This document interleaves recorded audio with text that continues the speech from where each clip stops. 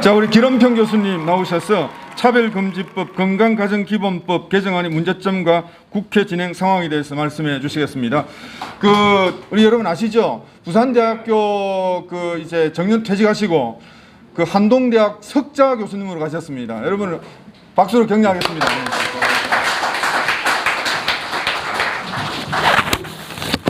예, 제가 건강가정기본법하고 차별금지법에 대해서 좀 말씀드리도록 하겠습니다. 제가 준비한 PPT를 보여드리면서 하고요. 아마 준비하는 동안에 간단하게 말씀드리면 작년에 차별금지법을 발의했고 지금 이상민 의원이 평등법을 발의하려고 하고 있습니다. 지금 몇 번째 지금 이야기를 하고 있는 상황이 되겠습니다. 그래서 아주 또 최근에는 차별금지법을 발의하라고 국회 청원이 지금 올라가서 몇만 명, 지금 10만 명을 향하여 가고 있는 좀 절박한 상황입니다. 그래서 우리가 정말 이 우리나라의 차별금지법, 포괄적 차별금지법이 만들어지지 않도록 우리가 최선을 다해야 될 상황이고요. 또 하나는 건강가정기본법 개정안입니다. 사실은 건강가정기본법이 참 좋은 법이에요. 가정을 건강하게 만드는 법인데 최근 들어서 그러니까 작년에 정춘숙 의원하고 남인순 의원이 건강가정기본법 개정안을 이렇게 발의했는데 그것이 뭐냐 하면은 가정을 파괴하는 법입니다. 사실은 가족의 정의를 없애서 동성결혼을 합법화하려는 그런 법을 지금 발의했고 지난 5월 6일 날 첫 번째 여가위 회의를 했습니다. 그래서 거기에 여성가족부 차관이 와가지고 또 그걸 통과시켜야 된다 이렇게 했습니다. 그래서 저희들이 지금 좀 두 가지 법이 중요한 상황이 있습니다. 제가 좀 간단하게 설명하도록 하겠습니다. 넘겨주시고요. 네. 작년 6월 29일 날 정의당에서 이 차별금지법을 발의했고요. 차별금지 사유에 성적 지향과 성별 정체성이 포함되어 있고 성별의 정의안에 제3의 성이 포함되어 있습니다. 그래서 지금 성별 정체성이라는 단어를 간단하게 설명하면 자신의 성별에 대한 인식입니다. 그래서 예를 들어서 트랜스젠더는 생물학적 성과 자기를 반대로 생각하고 있고요. 보답 넘겨주십시오. 예, 성별 정체성 차별금지하면 트랜스젠더 차별금지가 이루어지게 됩니다. 그리고 성별정체성 차별금지법이 만들어지면 마음으로 생각하는 성, 젠더를 법적으로 인정하게 됩니다. 젠더의 정의를 간단하게 설명하면 트랜스젠더는 생물학적 성과 자신을 반대로 생각하는 사람이고 넌젠더는 남성도 여성도 아닌 사람, 또 뉴트로이스는 중성, 무성으로 간주하는 젠더 정체성이고 젠더 플루이드는 유체라는 뜻이에요. 그래서 계속 변하는 사람, 오늘 남자였다가 내일은 여자 되고 그런 사람이에요. 데미젠더는 반은 남자고 반은 여자인 사람, 폴리젠더는 여러 가지 젠더를 가지고 남성인 동시에 여성인 사람, 이런 사람을 젠더로 하고요. 그 다음에 차별금지법에 대한 팩트를 좀 말씀드리면 이때까지 한 6번 내지 7번, 이번에 정의당이 발의했기 때문에 7번 내지 8번 되어 있고요. 차별금지 사유에는 거의 성적 지향과 성별 정체성이 들어있습니다. 그리고 처벌 조항이 들어있습니다. 그래서 차별금지법은 처벌하는 법이다 이렇게 생각하면 되고요. 또 차별금지법이 만들어지고 나면 차별 받았다고 생각하는 사람이 국가인권위에다 진정을 합니다. 그러면 국가인권위가 조사한 다음에 시행명령도 내리고 또 시행명령을 안 따르면 이행강제금을 부과하고 또 이행강제금을 부과했는데도 안 하면 추가로 부과하고 그 다음에 나중에는 법원에다가 이렇게 넘깁니다. 그러면 법원에서 처벌하게 돼요. 그래서 사실은 국가인권위원회가 열심히 이렇게 하려고 하는 이유가 이 막강한 파워를 갖게 되기 때문에 준사법기관이 됩니다. 예. 그 다음에 성적 지향에 대해서 차별을 받은 사례가 있느냐 보면은 이게 이제 2016년도인데 2001년도에 만들어졌기 때문에 15년 동안에 진정 사유가 23,000건 정도 되는데 그 중에 81건, 그러니까 0.3%만 성적 지향에 관련되고 그것도 전부 다 뭐 기각되거나 시정 권고되고 중징계 받은 건 하나도 없습니다. 그러니까 우리나라는 동성애자라는 이름으로 차별받는 경우가 없다는 것을 알 수가 있습니다. 그 다음에 폐해를 보면은 동성애를 비윤리적이다, 비정상이다, 죄라고 말을 하면 처벌을 받습니다. 개인의 윤리관이 존중이 안 되고요. 또 종교의 자유가 심각하게 침해를 받습니다. 예를 들어서 설교 중에 동성애를 비판하면 역시 차별이라고 하고요. 그 다음에 전도를 못합니다. 포교를 못해요. 그래서 우리가 이제 밖에서 전도하면은 종교적 괴롭힘이다, 이렇게 해서 처벌을 받게 되고요. 또 학생을 가르칠 때 기독교 학교라도 학생 선발할 때 신앙이나 이런 걸 볼 수가 없고 동성애자라고 해서 이렇게 못 받아들이면 차별이 됩니다. 그 다음에 교직원이나 이런 걸 선발할 때도 동성애자라고 못 받게 되면 역시 차별이 되는 겁니다. 그럼 만약에 학칙을 동성애를 불허하면 역시 그 학교가 이제 차별했다 해서 침해를 당하게 됩니다. 예, 그 다음에 보면은 그 다음 좀 넘겨주셔야 되겠는데 잘 안 넘어가네요. 아이고, 엉뚱하네요. 예, 그 다음 또 넘겨주세요. 예, 더 넘겨주세요. 계속 됐습니다. 예, 그리고 수업 동성애 옹호 교육이 의무화돼서 초등학교 때부터 동성애를 정상회로 가르쳐야 되고요.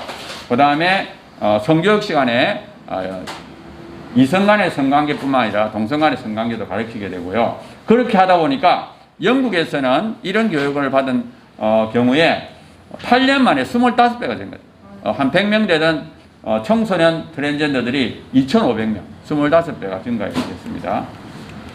또 그 다음에 남녀 구분이 없어지기 때문에 남자가 여자 육상 경기에 나갈 수가 있어요. 그래서 이 코네티컷대에서는 청소년 여자 육상 경기를 그냥 남자들이 다 우승하는 그런 결과를 봤습니다. 그 다음에 이분은 이제 여성 격투기에 나와가지고 역시 남자가 상대방 여성의 그 두개골을 파손시키는 그런 일을 나타냈습니다. 예. 그 다음에 우리나라에서는 이 병력은 남자만 가기 때문에 이 남자들이 군대 가기 싫으면 잠깐 동안 여자가 되면 돼요. 난 오늘 여자인 것 같다, 이렇게 하면 군대를 안 가게 됩니다. 그러니까 이게 참 큰 문제가 되겠죠. 군대 가기 싫어서 이런 문제가 생길 수도 있습니다. 자, 그 다음에 우리나라의 경우 그 다음 넘겨 좀 주세요. 네, 우리나라 지금 현재로는 국회에는 더불어민주당이 훨씬 많습니다. 5당입니다. 근데 다행히 더불어민주당이 사회적 합의가 있어야지 만들겠다 했기 때문에 우리가 한 목소리로 이걸 반대하면 막을 수가 있습니다. 네, 그 다음에 하나 전에 됐습니다. 자, 그 다음에 이 성적 지향과 성별 정체성이 문제가 있다 그러니까 그것만 빼고 만들면 되지 않느냐, 이런 의견이 나올 수 있습니다. 그래서 그것도 안 된다. 왜 그게 안 되는가 하면 첫 번째로는 이 차별금지 사유에 한 20몇 가지가 있고 마지막에 등 또는 그 밖의 사유 이렇게 적습니다. 그러면 등하고 그 밖의 사유 안에 이 성적 지향과 성별 정체성이 포함되어 있다고 해석을 합니다. 그걸 어디서 하느냐? 법원에서요. 예를 들어서 미국이나 뭐 이런 데서 그렇게 판결을 하기 때문에 이 등에도 들어가기 때문에 위험합니다. 그 다음에 우리나라에는 국가인권위법에 성적 지향이 들어 있습니다. 근데 아까 말씀드린 것처럼 차별을 조사하는 데가 국가인권이기 때문에 당연히 성적 지향이 들어있다고 자신들은 판단하고 조사를 하게 됩니다. 그 다음에 또 한 가지, 우리나라 국가인권위는 성별을 뭐라고 생각하느냐? 젠더라고 해석하고 그 젠더 안에는 성적 지향과 성별 정체성이 들어있다, 이렇게 간주를 합니다. 그 다음에 일단 차별금지법을 만들고 나면 개정은 쉽습니다. 그러니까 처음에 없다고 해서 안심하면 안 돼요. 얼마든지 개정한 다음에 들어가게 만들 수가 있습니다. 예를 들어서 미국이나 영국의 경우를 보면. 자, 그러면 우리가 왜 차별금지법을 반대하느냐? 포괄적 차별금지법만 반대하지 개별적 차별금지법은 반대하는 것이 아닙니다. 그러니까 예를 들어서 성별이나 장애나 이런 우리가 일반적으로 차별해서는 안 된다고 하는 내용에 대해서는 이미 우리나라에 개별적 차별금지법이 만들어져 있습니다. 그러니까 그거를 이유해서 만들겠다 이런 핑계를 대면 안 됩니다. 그리고 만약에 성적 지향과 성별 정체성을 빼고 만들겠다, 그럼 만들 필요가 없습니다. 왜? 이미 다 만들어져 있기 때문에. 그래서 이 사람들이 포괄적 차별금지법을 만든 이유는 성적 지향과 성별 정체성 때문이다, 이렇게 보시면 되고요. 자, 우리가 이 차별금지법을 반드시 막아야 됩니다. 왜냐하면 아까 말했던 대로 자유를 잃어버리게 되고 그 다음에 다음 세대를 세뇌시킵니다. 유치원부터 가르쳐요. 동화책을 갖다 놓고 이 그림책을 갖다 놓고 동성결혼과 동성애가 정상이다 이렇게 세뇌시키거나 하니까 그 애들이 한 10년 20년 지나고 나면 다 차별금지법을 지지하게 됩니다. 그러면 다시는 바꿀 수가 없어요. 그래서 이 차별금지법을 한번 만들고 나면 되돌릴 수 없다. 그래서 반드시 우리가 막아야 된다 이렇게 생각합니다. 자, 그 다음에 이제 건강가정기본법 개정안에 대해서 말씀드리겠습니다. 이 건강가정기본법을 제목을 바꿉니다.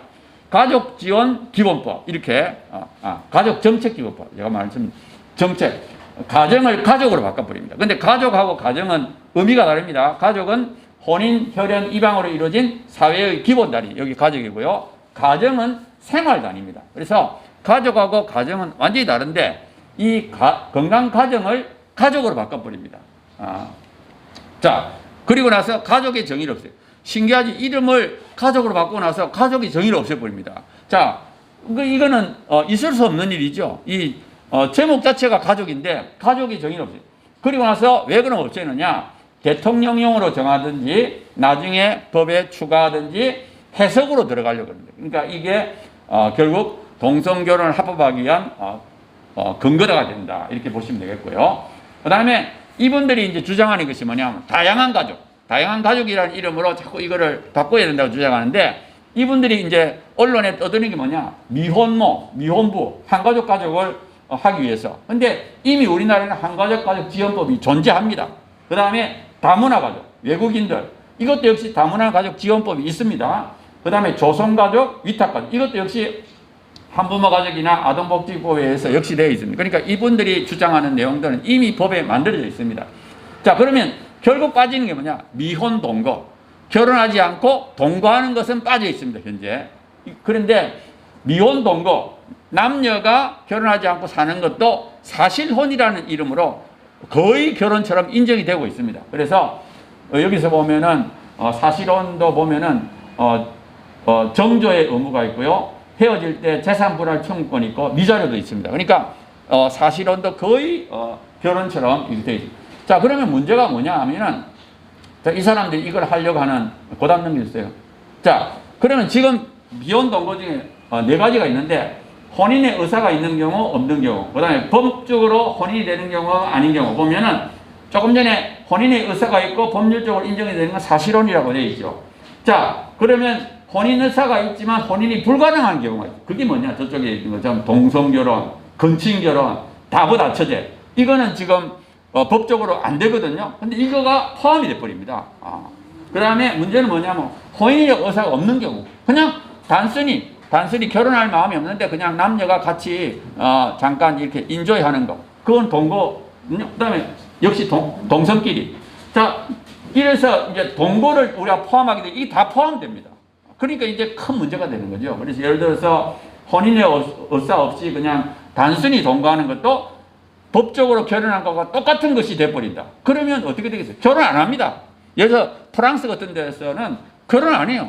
거의 결혼 안 한다. 그러니까 외국에서는 이렇게 남자가 프로포즈하면 눈물을 흘려요. 왜? 결혼을 보통 안 하는데 이 사람은 결혼을 하겠다고 하니까 얼마나 감격적이에요.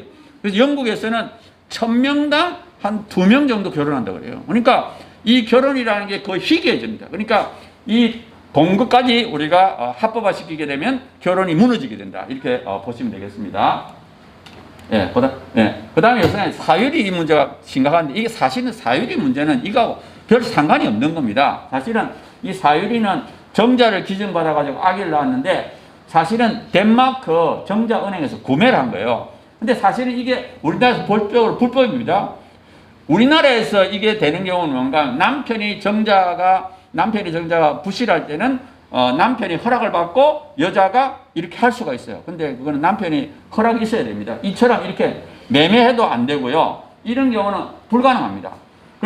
그렇지만 또 이렇게 해서 일본에 가서 만약에 외국에 가서 아기를 낳고 왔다. 그러면 그래도 혈연이기 때문에 가족으로 인정이 됩니다. 그래서 이 건강가정기본법에 가족의 정의를 확대하는 건 아무 상관이 없습니다. 네, 그 다음 넘겨주십시오. 네, 그 다음에 우리나라의 다양한 가족에 대한 다양한 법이 존재하고 있습니다. 한부모 가족, 다문화 가족, 온갖 게 다 있기 때문에 부태여 우리가 건강한 기법을 개정할 필요가 없다 하는 것을 말씀드리고요. 예. 그다음 넘겨주셔야 되는데. 예. 예. 그 다음에 또 한 가지는 이제 동성결혼 전 단계로 동반자, 아까 말했던 대로 그냥 동반자 관계라는 게 이루어지거나 하면 다 결국은 동성결혼을 갑니다. 그래서 우리나라가 이제 건강관리기법법 개정을 해서 동거하는 걸 인정하게 되면 그 다음 얼마 지나면 지금 전 세계적으로 29개국이 그런 과정을 겪어서 다 동성결혼 합법화했습니다. 네, 그 다음 자, 우리나라 KBS가 지금 지지하고 있습니다. 보세요. 보면은 프랑스도 이렇게 했다가 우리나라도 하자. 뭐 이런 외국에 예를 들면서 외국이 했던 것처럼 우리도 하자는 거예요. 독일도 그랬고 프랑스도 그랬으니까 우리도 하자. 결국에는 이 건강관리기법법 개정안을 통과시켜야 된다. 이렇게 그래요. 네. 그 다음에 이제 이 개정안은 역시 차별금지 조항이 있습니다. 예를 들어 가족 형태에 따른 차별도 금지한다는, 그러니까 준차별금지법이라고 보시면 되겠습니다. 네. 그 다음에 있어요. 자, 그 다음에 이제 결론을 보면은 일단은 우리가 뭐 자녀 차별을 해서는 안 된다. 이러면 좋아요. 근데 가족 범위 확대는 절대 안 된다. 그 다음에 가족의 정의를 없애는 것. 그 다음에 요번에 5월 6일 날 여가부에서 회의할 때 여성가족부 차관이 와가지고 열심히 이걸 통과시켜야 된다 그랬어요. 그러면서 이 가족의 정의를 없애는 거를 반발을 많이 하니까 그러면 등을 넣자. 뒤에 등을 넣자는 거예요. 그래서 혈연, 입양 등. 등 하면 모든 것이 다 포함되는 거죠. 그래서 그것도 절대 하면 안 됩니다. 그 다음에 차별금지 조항도 우리가 막아야 됩니다. 그래서 일단 제가 준비한 것은 이렇게 되는데요. 아까 처음에 제가 말씀드린 것처럼 현재 두 가지 법이 굉장히 위험합니다. 하나는 차별금지법하고 평등법. 지금 이상민 의원이 평등법을 발의하려고 이제 계속 뉴스에 여러 번 나오고 있고요. 지금 국회 청원에 보면은 10만 명 차별금지법을 만들라는 국회 청원이 지금 들어와 있고 지금 아마 5만 명은 넘은 걸로 제가 알고 있습니다. 그래서 이제 아마 조만간 그게 또 국회에 올라가게 되고요. 그 다음에 이제 건강가정기본법은 5월 6일 날 국회에서 회의를 했습니다. 근데 지금 요거를 어디서 하는가 하면 여성가족부 법안심사소위원회에서 지금 논의를 하고 있어요. 만약에 거기를 통과하게 되면 여성가족부 전체 회의를 가고요. 그걸 통과하게 되면 법사위 이제 가서 통과되면 본회의로 가게 되어 있습니다. 그래서 지금 현재 여가위 법안심사소위원회에 있는데 그 소위원회 간사가 누구냐? 권인숙 의원입니다. 권인숙 의원. 권인숙 의원은 아주 이거를 통과시키려고 아주 굉장히 열심히 하고 우리가 이제 국회의원을 찾아가서 이거 좀 막아달라고 그러는데 그분 보좌관을 만나가지고 이거 지금 동성결혼 합법화되기 때문에 우리가 막아야 되겠다 하니까 그 보좌관이 뭐라 그러는가 하면 동성결혼이 뭐가 나빠서 그걸 반대하느냐고. 그래서 내가 그 다음에 이런 것이 통과되면 우리 자녀들이 또 이렇게 잘못될 수도 있고 막 이렇게 하니까 그거는 인권 침해라는 거. 인권 침해를. 자녀들한테 그렇게 말하면 그건 인권 침해라고. 아무튼 이 지금 하여튼 이 조금 잘못된 그 사상, 이데올로기를 가진 사람들이 너무 이제 정부하고 국회에 들어가 가지고 지금 추진하고 있습니다. 그래서 이거를 우리가 강력하게 국민들이 목소리를 내야만이 막을 수 있는 그런 상황이 되었습니다. 그래서 아무튼 뭐 이거를 우리가 열심히 목소리를 내기만 하면 그래도 저는 충분히 이길 수 있다 이렇게 생각합니다. 예. 이 여성가족부가 왜 이렇게 지지하는가 하면 이 여성가족부하고 국회 여성가족위원회 국회의원들하고 거의 다 어디 출신인가 하면 한국여성단체연합, 한국여성단체연합이라는 우리나라의 대표적인 진보 여성단체가 있습니다. 거기서부터 어떻게 보면은 시의원, 도의원, 그 다음에 국회의원 이렇게 올라가게 되어 있어요. 그래서 거기 출신들이 여성가족부 장관도 하고 국회의원들도 하는데 그 한국여성단체연합이라는 그 조직체가 그 단체가 어떻게 보면은 계속 이 동성결혼 이런 걸 지지하는 그런 것을 계속 훈련을 시킵니다.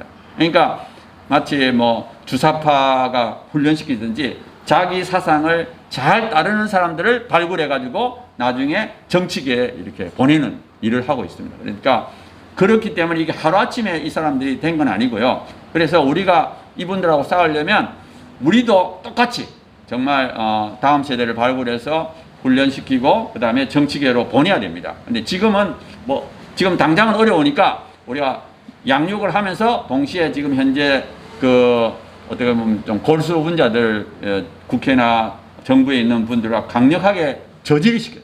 대다수의 국민들은 지금 우리가 지금 의지할 수 있는 거는 대다수 국민들이 어느 국민이 자기 자녀가 동성애자 되는 걸 원치 않는데 아무도 없습니다. 또 결혼했을 때 이 동성애하는 사람을 이렇게 받아들일 사람 거의 없습니다. 뭐 희귀하게 한두 명 있을지 몰라도 그러니까 그 대다수의 국민의 의견이 우리와 같기 때문에 그거를 계속 강조하면서 우리가 진행하면 될 거라고 생각합니다. 예. 일단 우리가 그 5월 6일 날 그 여성가족위원회 그 회의가 있었는데요. 사실은 그 전에 우리 지금 위원회 여성가족 8명인데 총 8명인데 5명이 민주당이고 3명이 국민의힘입니다. 그래서 우리가 근데 5명의 민주당 그 국회의원 중에 3사람이 비례대표예요. 2사람만 지역구가 있습니다. 지역구가 있으면 그래 좀 단고 자기는 이거를 통과시키고 자기는 그만두겠다는 목표를 갖고 있기 때문에 이게 참 어려운 분입니다. 아무튼 그 우리가 그 전에 가서 자료를 다 만들어서 무슨 말을 하면 좋다는 걸 다 자료를 다 만들어서 그분들한테 갖다 드리고 있고요. 그러니까 우리가 열심히 하고 있고요. 그 다음에 우리가 할 수 있는 일이 뭐가 있느냐? 제일 중요한 게 뭐냐면 깨우는 겁니다. 국민을 깨우는 거예요. 국민의 대다수가 모릅니다. 지금 건강가정기본법 개정안이 무슨 내용인지 몰라요. 이게 정말 통과되고 나면 동성결혼이 합법화되는 그 길이 열린다는 걸 모릅니다. 아까 말씀드린 것처럼 어느 누가 남자 며느리 여자 사이가 들어오는 거 원치 않아요. 근데 그거하고 이거하고 연결을 못 시키는 겁니다. 그래서 우리가 주위 사람들한테 깨우는 마찬가지 차별금지도 마찬가지예요. 대다수의 사람들이 그냥 차별받으면 안 돼 이렇게 단순하게 생각하는데 이게 통과가 되고 나면 유치원부터 동성애와 동성결혼이 정상이라는 교육을 시키고 그래서 결과적으로 우리 아이들이 동성애가 될 확률이 높아진다. 이런 걸 모르는 거예요. 그래서 우리가 주위 사람들에게 알려야 되고요. 근데 주위 사람들이 알리기 위해서는 우리가 말하기는 좀 어렵잖아요. 그래서 제일 좋은 거는 뭐냐? 전단지를 받는 겁니다. 우리가 지금 본부에서는 전단지도 만들고 여러 가지 또 동영상도 제작하고 있으니까 그런 것들을 잘 받아가지고 주위에 전달하면서 주위 사람들을 깨워요. 이걸 알리기만 하면 다 우리 편입니다. 모르기 때문에 언론에서 계속 KBS 이런 데서 자꾸 그냥 떠드니까 거기에 휩쓸려 가는 거거든요. 우리가 해야 될 가장 중요한 것은 뭐냐? 주위에 알려서 깨우고 목소리를 내고 뭐 예를 들어서 뭐 집회를 한다든지 기자회견 한 이런 자리에 온다든지 하여튼 하면은 우리의 힘이 점점 강해진다. 이렇게 생각합니다. 네. 그럼 우리 수고하신 우리 김 교수님 박수로.